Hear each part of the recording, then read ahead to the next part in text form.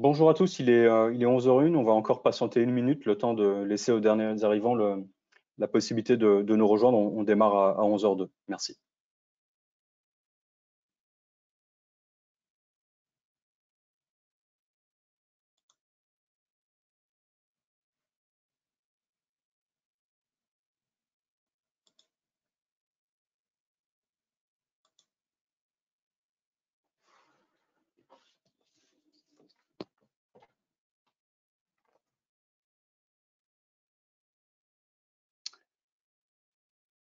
Alors bonjour à tous, donc je suis Laurent Caron, le directeur marketing de Bechley Comsoft. Je vais prendre la parole en ce début de webinaire, tout d'abord pour vous remercier de votre participation. C'est un webinaire que nous organisons aujourd'hui avec notre partenaire VMware. En tant que software advisor et spécialiste du licensing cloud, il nous a paru opportun aujourd'hui de vous proposer ce webinaire VMware sur la thématique de VMware Cloud Foundation, qui est donc la voie la plus simple pour aller vers le cloud hybride. En substance, VMware propose aujourd'hui une infrastructure cloud intégrée avec des services de gestion cloud qui permettent d'exécuter des applications d'entreprise dans des environnements à la fois publics et privés. Et l'idée, donc, c'est d'apporter de la valeur à votre organisation. En tout cas, nous, c'est notre promesse commerciale chez Bechley Comsoft.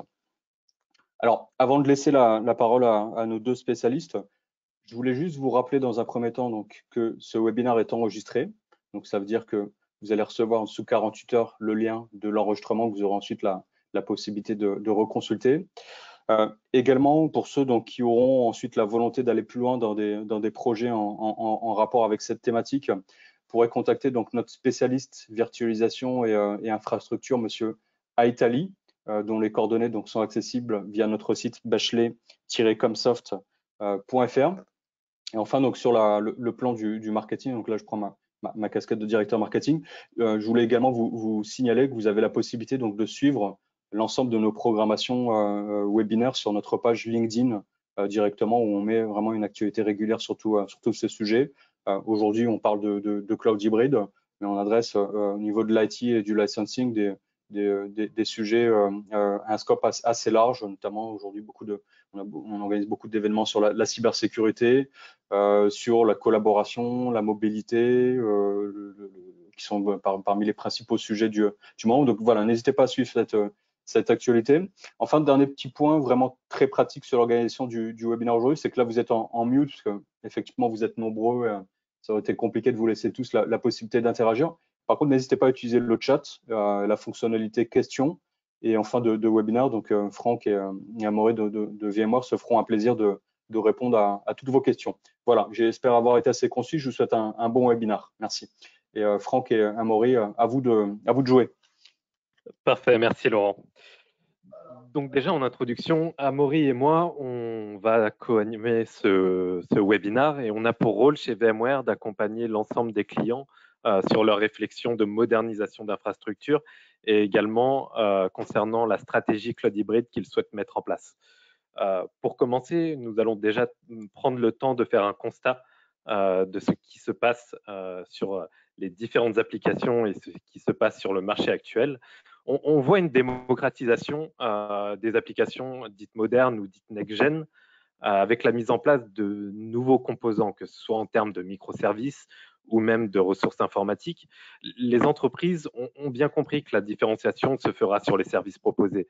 Je m'explique, Pizza Hut ne va pas révolutionner le marché en changeant la recette de la sauce tomate, mais plutôt en développant de nouveaux services liés à l'innovation informatique, liés à la business intelligence, liés au big data, mais également aux services qu'ils peuvent obtenir dans la partie cloud public. D'un point de vue général, la mise en place de toutes ces applications modernes est assez critique pour les entreprises.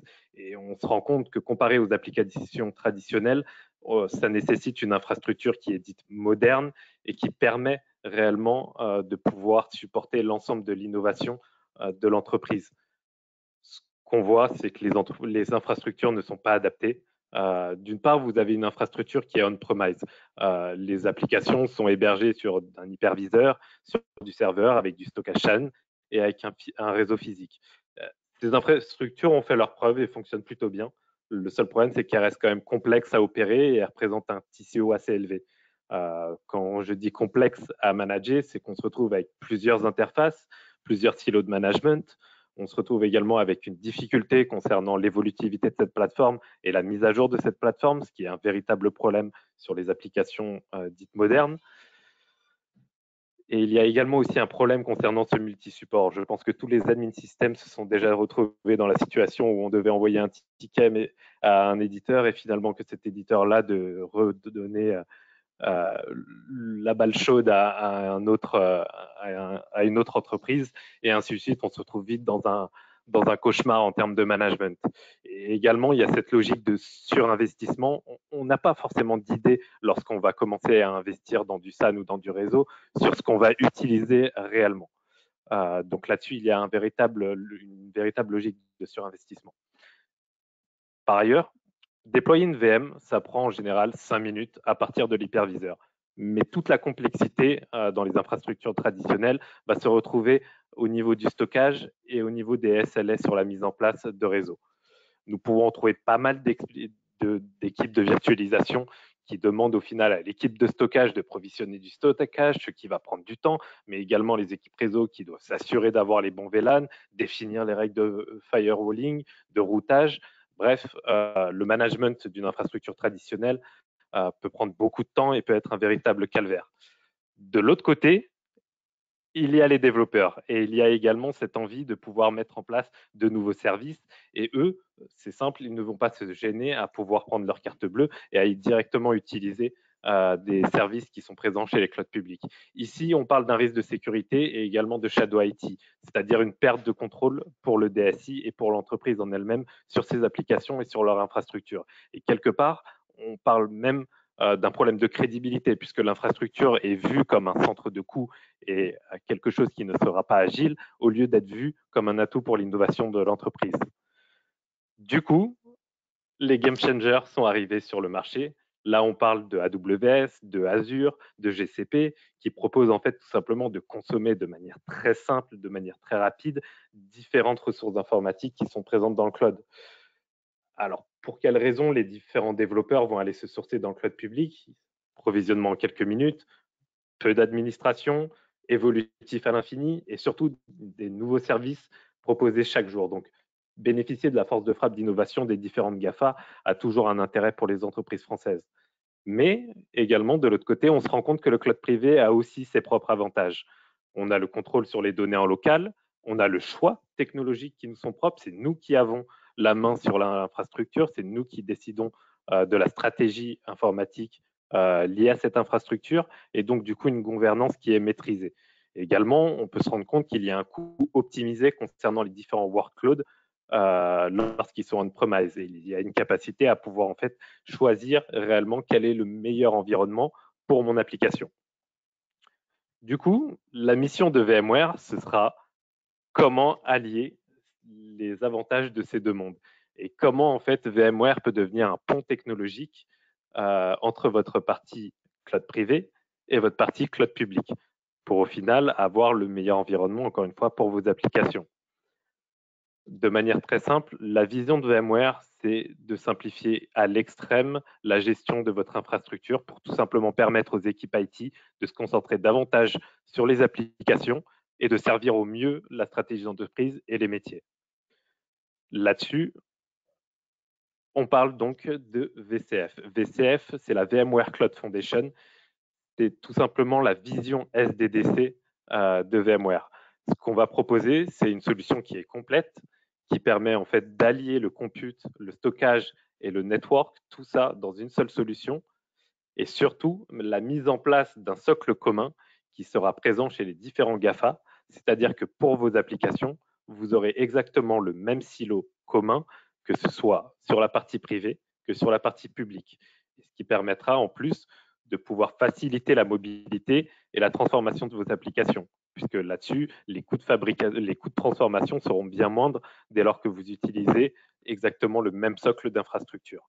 Et tout ça, ce qu'on propose, c'est via une seule expérience utilisateur unique et une seule interface. De manière générale, la VMware Cloud Foundation va se baser sur la partie modernisation du data center. On va chercher à mettre en place plus d'agilité. Donc, c'est pour ça qu'on a fusionné la partie serveur avec vSphere, la partie stockage avec vSAN et la partie réseau avec NSX pour en fait faire tourner l'ensemble de vos ressources informatiques via une seule solution et tout ça managé par la partie SDDC Manager chez VMware. Là-dessus, on va provisionner des VM en quelques clics à partir d'un pool de ressources qui est déjà totalement agrégé par notre solution et qui est disponible sur n'importe quelle plateforme x86. La beauté de la vision SDDC, c'est également cette partie administration. Là-dessus, on aura la gestion de la stack de bout en bout, supervisée par nos outils, que ce soit sur la partie monitoring de l'infrastructure et également sur un système d'alerte en cas de comportement inhabituel de votre infra. Donc là-dessus, il y a également des systèmes de machine learning qui sont mis en place pour pouvoir vous accompagner au maximum. L'un des autres points qui faisait la différence, c'était le manque de scalabilité de la partie cloud privée versus la partie cloud publique. Avec VCF, on est capable d'ajouter des nœuds au fur et à mesure que les projets IT voient le jour. Donc, il y a également une mise en place aussi d'un catalogue de services pour essayer d'automatiser ces différentes tâches rébarbatives et au final, gagner un temps précieux pour qu'il soit consacré à la partie innovation. Je vais laisser la parole à Amaury. On va rentrer un petit peu plus dans le technique et je vais donc laisser la parole à l'expert technique Amaury Joubeau. Bonjour à tous. Alors, je te laisse faire le slide suivant. Attends. Alors, ok, on parle de Cloud Foundation. Ok, ça sert à faire du cloud hybride, mais qu'est-ce qu'on entend vraiment en dessous de tout ça? Le but, c'est que, bon, VMware, tout le monde connaît pour la partie virtualisation du compute. Hein, ça a servi finalement de base pour gommer les différentes, comment dirais-je, les différentes briques serveurs qu'on pouvait retrouver dans les data centers. Maintenant, on peut avoir un serveur HP, on peut avoir un serveur Dell, on peut avoir un serveur XY et faire tourner n'importe quoi dessus sans avoir vraiment de contraintes on-premise. Mais pour réaliser ce VCF, Cloud Foundation, VMware a essayé de pousser ce vice-là beaucoup plus loin. Première étape, s'attaquer au silo du stockage. On a maintenant qu'on n'a qu'un seul et unique type de serveur x86, pourquoi est-ce qu'on aurait pléthore de baies, de types de stockage différents? Le but, c'est de se dire que ce serveur x86, il marche très bien, on a un hyperviseur qui arrive à faire du distribué dessus, on va mettre des disques dedans, et c'est l'hyperviseur qui va venir agréger les disques dans chacun des serveurs et proposer un stockage partagé, distribué sur l'intégralité de mon cluster, etc.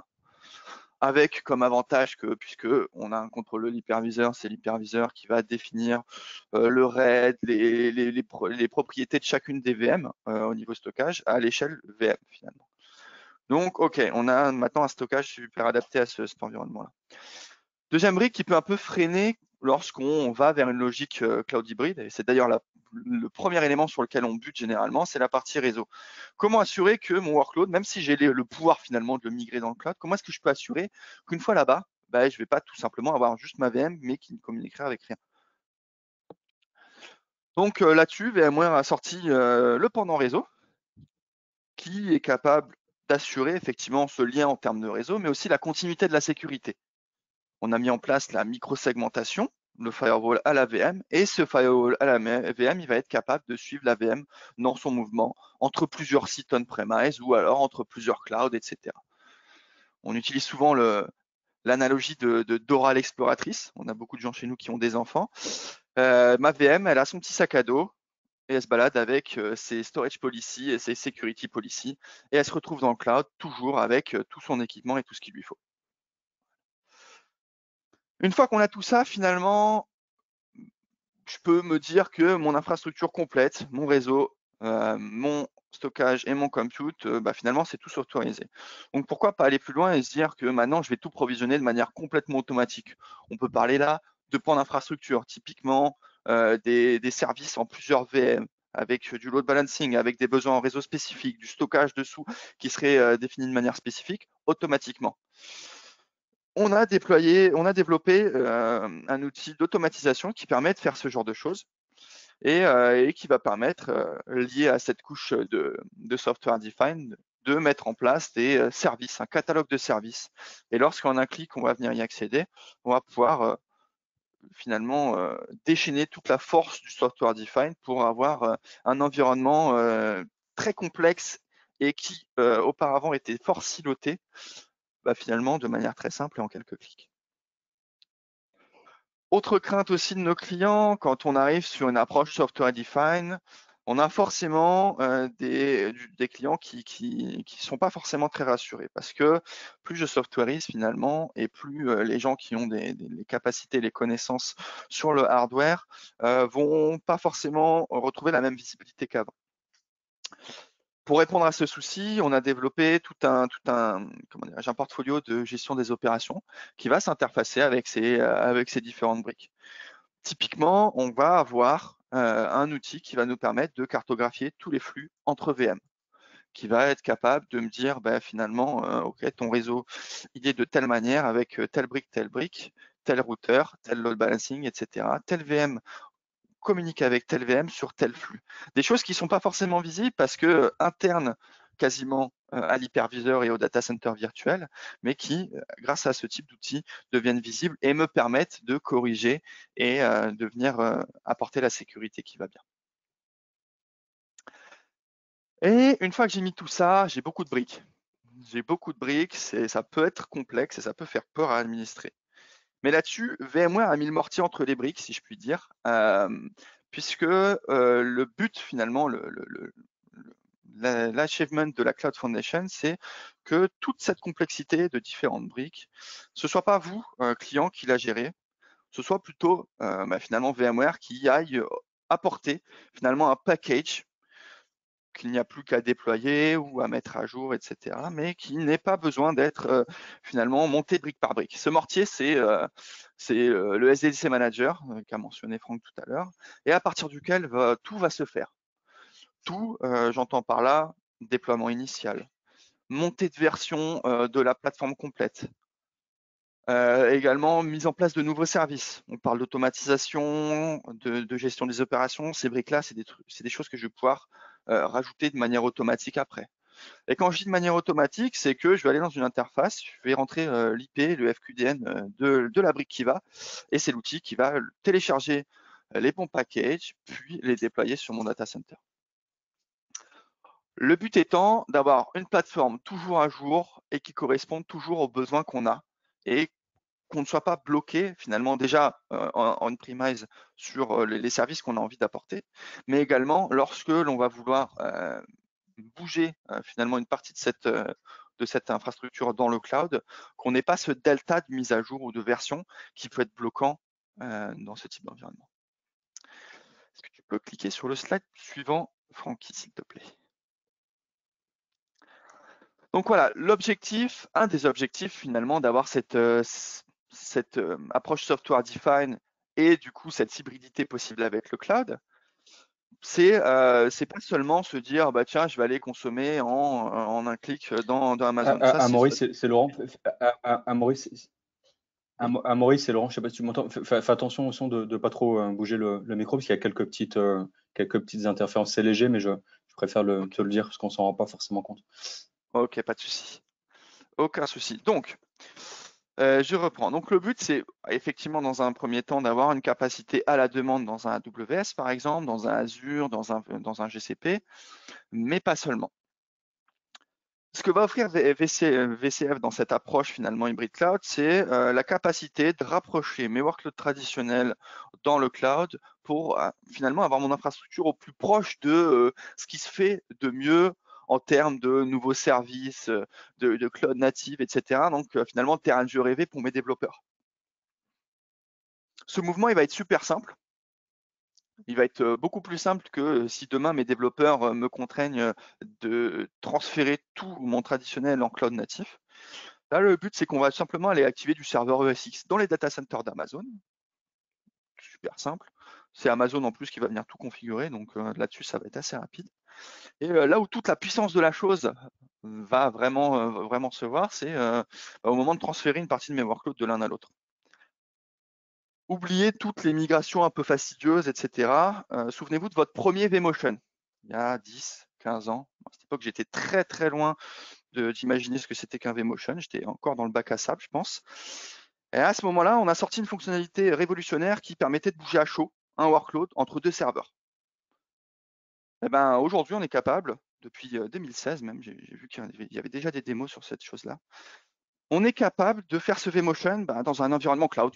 Donc typiquement, ma VM, elle fonctionne à la maison. En 2 clics, je l'envoie sur Azure, sans aucun replatforming, sans aucun souci. Ce qui me permet, moi, si demain mes développeurs me disent « Ah, on adore les services côté AWS », pas de souci, on active des nœuds chez AWS, on les paye le temps du projet éventuellement, si c'est un management au projet. Et si demain ou après-demain ou sur un autre projet, mes développeurs me disent « Ah ouais, mais Azure, c'est pas mal aussi », aucun souci, je rapatrie, je retransfère sur un Azure, etc. Mes workloads vont être complètement mobiles et le vMotion, il va se faire dans les 2 sens. Donc, quelque part, je suis en capacité de mettre mes workloads là où ils ont besoin d'être, sans aucune contrainte. Je deviens complètement cloud agnostique. Et derrière, finalement, les outils de gestion d'opération, d'automatisation, etc., que je pourrais imaginer, finalement, ils vont s'interfacer avec chacun de ces mondes-là sans aucune différence. Donc, une fois que finalement j'ai sauté le pas de faire appel à ces outils-là, pour mes admins et pour mes développeurs, ça reste les mêmes outils qui vont les accompagner, qu'importe ces environnements. Donc, je vais pouvoir finalement passer de l'un à l'autre sans aucun souci. Slide suivant, s'il te plaît, Franck.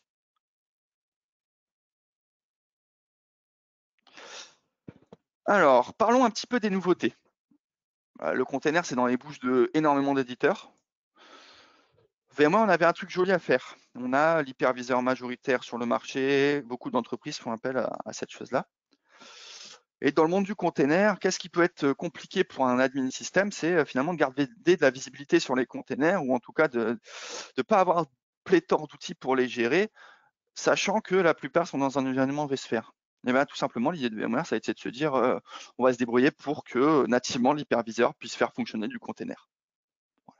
C'est là-dessus qu'on s'est basé finalement, et c'est ce qui vient de sortir en version 7 de vSphere, pour développer un petit peu notre côté container. Donc concrètement, si je suis sur un environnement, allez, on va parler d'un environnement VCF parce que c'est la plus belle histoire qu'on puisse raconter finalement. Je suis administrateur système, j'ai mes serveurs qui arrivent. Le SDDC Manager va faire le déploiement complet de toutes les briques software, la partie réseau, la partie compute, la partie stockage. Derrière, étape numéro 2, j'ai mes devs qui commencent à me demander un petit peu une infra pour poser du container dessus.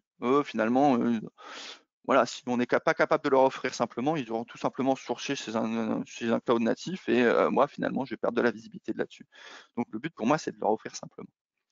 Une fois que j'ai cette brique software, j'ai plus qu'à activer le registry Arbor, créer mon petit namespace. D'ailleurs, la partie réseau, c'est assuré par la partie réseau de Cloud Foundation, qui reste la même que pour des VM. La partie stockage, ça s'administre de la même manière. Et derrière, je vais voir mes différents pods Kubernetes, par exemple, qui vont remonter dans mon vSphere, dans mon vCenter, comme si c'était des VM. Un clic droit dessus, je vois comment c'est stocké, comment c'est sécurisé. Et donc finalement, je ne perds pas de visibilité là-dessus. Côté développeur, finalement, les API, etc., c'est toujours la même chose. On est dans le standard Kubernetes, donc pour eux, c'est la même chose. À savoir que VMware fait partie des contributeurs majoritaires du projet Kubernetes en termes de développement. Donc finalement, on n'a pas de version adaptée de Kubernetes sur vSphere et on reste dans un standard du marché et qui sera le même derrière si, par exemple, j'ai envie de faire du cloud hybride, mais au niveau container, par exemple, puisque je vais pouvoir déployer des containers natifs Kubernetes sur mon hyperviseur. Demain, je vais pouvoir déployer ces mêmes containers en cloud natif sur du GCP et sur tous les clouds qui ont une offre Kubernetes, sans aucun souci. Est-ce que tu peux passer à la slide suivante? Oui, ce que dit Amaury est particulièrement pertinent. Si vous avez bien écouté, que ce soit sur la partie cloud privé, que ce soit sur la partie cloud public et également tout ce qui concerne la partie Kubernetes, tout sera managé via une seule et unique interface.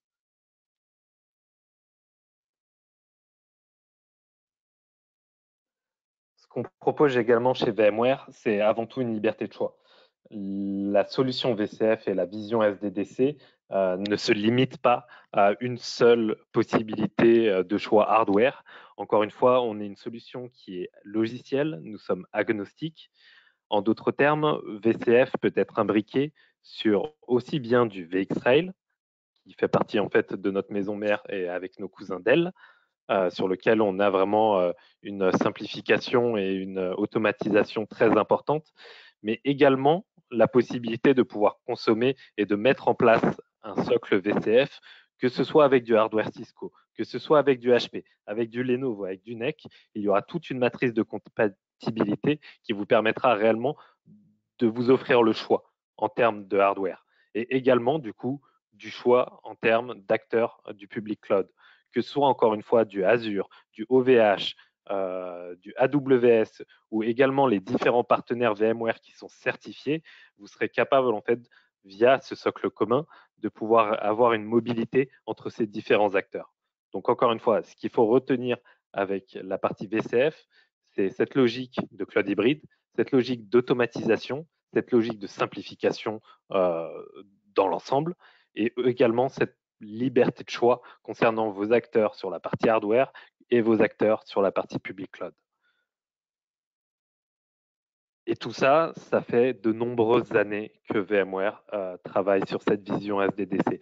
Amaury le disait, on était encore très très jeune à l'époque du premier vMotion, mais VMware ne s'est pas arrêté là. Sur les différentes années, il y a eu bien entendu le lancement de vSAN en 2013, qui a été un franc succès chez l'ensemble des entreprises françaises, et sur lequel en fait VCF va capitaliser sur toute cette logique d'innovation, sur toutes ces acquisitions qui sont présentes, parce qu'au final, ces composants sur lesquels on s'est reposé depuis tant d'années sont également les composants de cette partie VCF, que ce soit vSAN, que ce soit NSX, mais également maintenant toutes les nouvelles acquisitions que nous mettons en place, aussi bien sur la partie multi-cloud, sur la partie sécurité, sur la partie SDDC et également sur cette partie container. Toutes ces acquisitions vont venir renforcer l'offre de valeur de la partie VCF. Et là-dessus, le plus beau reste à venir, puisqu'il y a encore de nombreux partenariats qui vont être annoncés avec ces acteurs de public cloud. Il y aura également maintenant encore beaucoup de choses concernant cette partie container. Donc c'est quelque chose de très novateur et là-dessus, c'est loin d'être fini.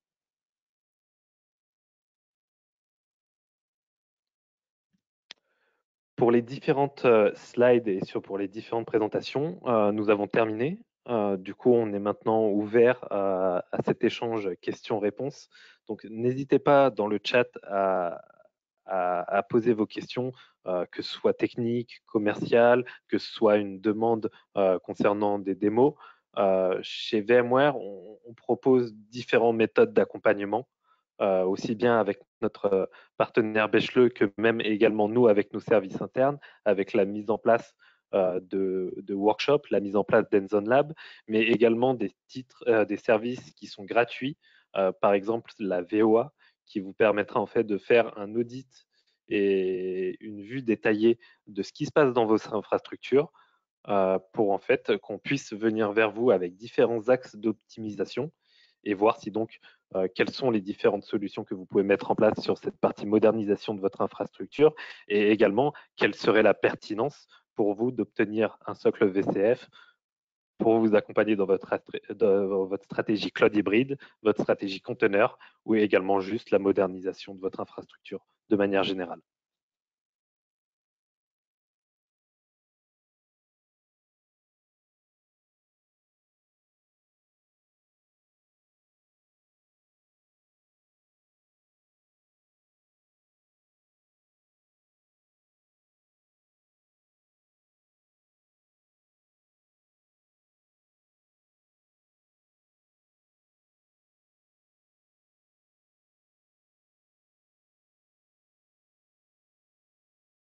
Alors, j'ai une question du public.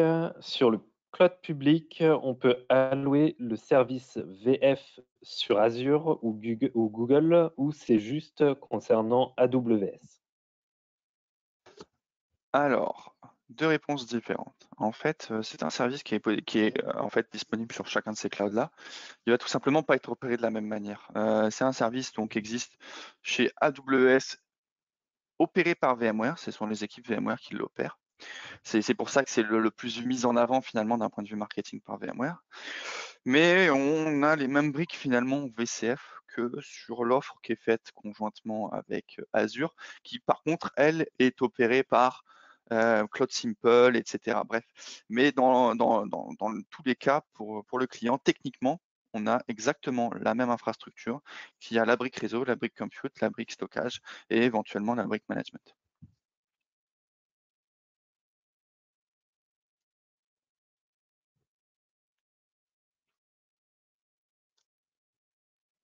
Avez-vous d'autres questions?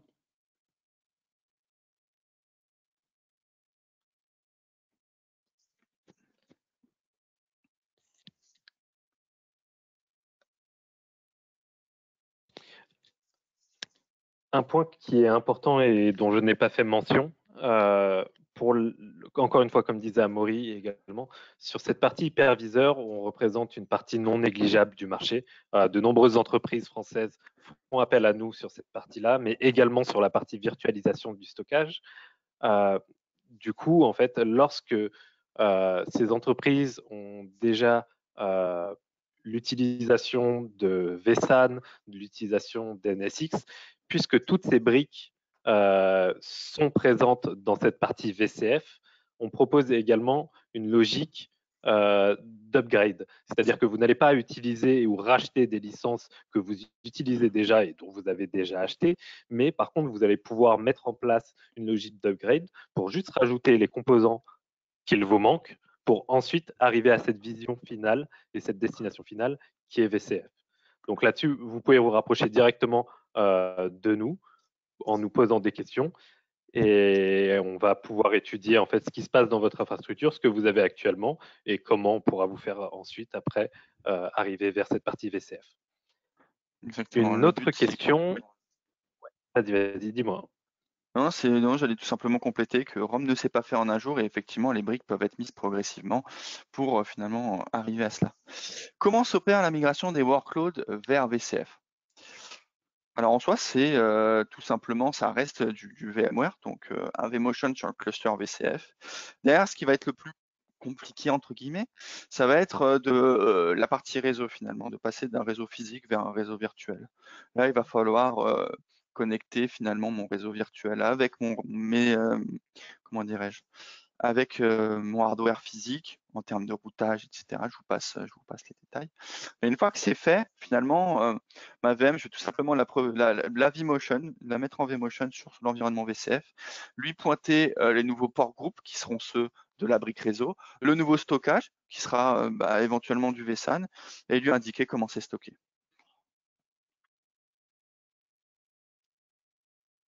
Si par contre, je fais allusion à un VCF dans le cloud, deux possibilités. Pour un VCF dans le cloud, soit je fais un vMotion unitaire pour migrer une VM dans le cloud. Dans ce cas-là, je peux éventuellement appairer les deux vCenter et opérer mon vMotion de l'un à l'autre. Soit je vais faire de la migration de masse et on a un outil qui réalise ça, qui est capable de migrer en masse énormément de VM. Cet outil va appairer deux sites. Alors deux sites VCF, un site vSphere classique et un autre site VCF. Par site VCF, j'entends du on-premise comme du cloud. Hein. C'est complètement agnostique sur ce point-là. Mais bref, le but est de faire une migration d'un environnement VMware, Hyper-V, bref, voilà, ça a plus de valeur depuis un environnement VMware VCF, mais on est capable de faire autre chose. On va appairer ce site source avec le cloud, avec l'environnement VCF, et derrière, le but c'est que l'outil reproduise le VLAN sur lequel repose cette VM, mettre en place, si on parle d'une migration longue distance, mettre en place la partie réplication, la partie conversion, etc. Et qu'au moment où j'appuie sur le bouton migrer, finalement, l'intégralité des VM que j'avais cochées va se retrouver de l'autre côté.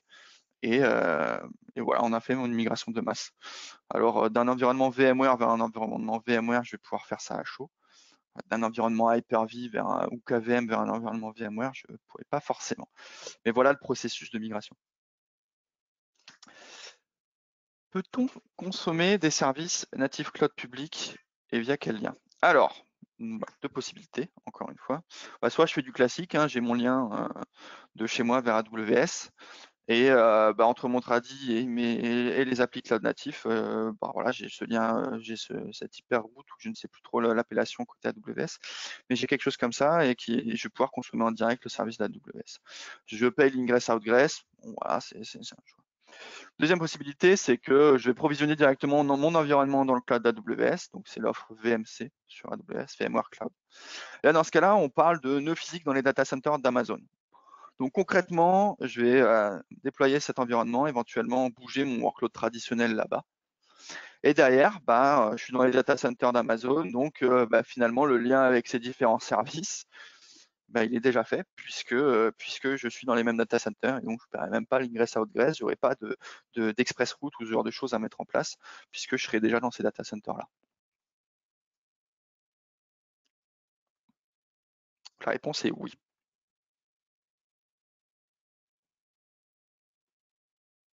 Je vais prendre aussi également le temps d'expliquer ce qui fait la valeur ajoutée de VMware et de VCF vis-à-vis de la vision SDDC. Chez VMware, on a la chance de pouvoir avoir NSX qui est l'épine dorsale de toute la stratégie cloud hybride. Qui permet en fait de créer un pont technologique dans vos environnements cloud privés et cloud public. Et là-dessus, VMware est tout simplement le seul éditeur à pouvoir mettre en place cette virtualisation du réseau à un tel niveau. On ne parle pas uniquement de micro-segmentation, on parle vraiment de quelque chose de poussé. Et surtout, l'autre point, c'est cette partie écosystème. On a la chance chez VMware d'avoir des partenariats importants, que ce soit avec AWS, encore une fois, Azure, IBM, OVH. Et surtout, un point à ne pas négliger, c'est la multitude de partenaires VMware qui sont verified sur la partie Cloud Provider Programme. C'est-à-dire que aussi bien les grands GAFA avec leur force d'innovation pourront vous aider dans votre stratégie informatique, mais il ne faudra pas non plus négliger ce partenaire local qui est proche de chez vous, qui connaît vos équipes et qui sera particulièrement pertinent dans un cas de VCF s'il est VMware Verified.